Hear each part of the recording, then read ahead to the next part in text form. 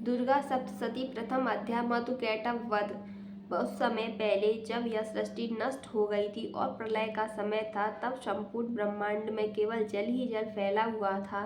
न आकाश था, न धरती, न ही पर्वत, न ही कोई जीव जंतु।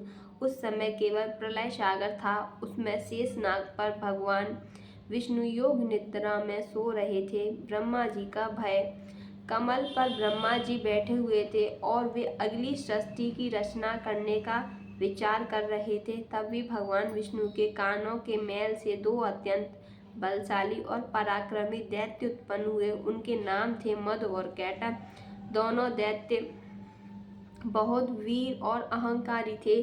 उन्होंने ब्रह्मा जी को देखा और सोचा कि सृष्टि के रचयिता को नष्ट कर दिया जाए। वे ब्रह्मा जी को मारने के लिए आगे बढ़े। ब्रह्मा जी डर गए और भगवान विष्णु की शरण में गए, परंतु उस समय विष्णु भगवान तो गहरी योग निद्रा में सो रहे थे। ब्रह्मा जी की प्रार्थना ब्रह्मा जी ने अत्यंत विनम्र होकर प्रार्थना की, हे जगत जननी महाकाली, आप ही विष्णु भगवान की योग निद्रा के रूप में विराजमान हैं। कृपया इस समय अपनी माया को हटा लें और भगवान को जगाएं। ये दोनों दैत्य मुझे मारने के लिए आ रहे हैं।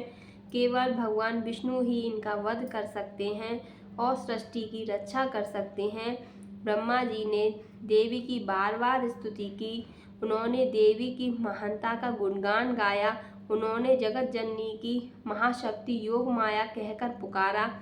अब देवी का प्रकट होना। ब्रह्मा जी की प्रार्थना से महामाया देवी प्रसन्न हुई। विष्णु भगवान के नेत्रों, मुख, हृदय और अंगों से योग निद्रा रूपी शक्ति बाहर आ गई। आकाश में देवी महाकाली के रूप में प्रकट हुई। उनका रूप अत्यंत तेजस्वी था, जो समस्त आकाश को प्रकाशित कर रहा था। देवी ने मुस्कुराकर ब्रह्मा जी को आशीर्वाद दिया और कहा, डरिए मत, मैं विष्णु भगवान को जगा रही हूँ। वे इन दैत्यों का संहार करेंगे।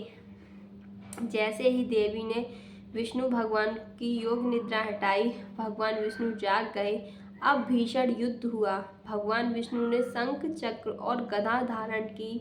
उन्होंने देखा कि मधु और कैटभ दैत्य ब्रह्मा जी को मारने के लिए आगे बढ़ रहे हैं। तभी उन्होंने युद्ध किया और आक्रमण किया। मधु और कैटभ भीषण रूप से लड़ रहे थे। 5000 वर्षों तक युद्ध चलता रहा। आखिरकार दोनों दैत्य थककर गर्व से हंसने लगे। अब दैत्यों का वरदान देना। गर्व में आकर मधु और कैटभ ने विष्णु भगवान से कहा, हे विष्णु, हम तुमसे प्रसन्न हैं। हम हारने में सफल हुए।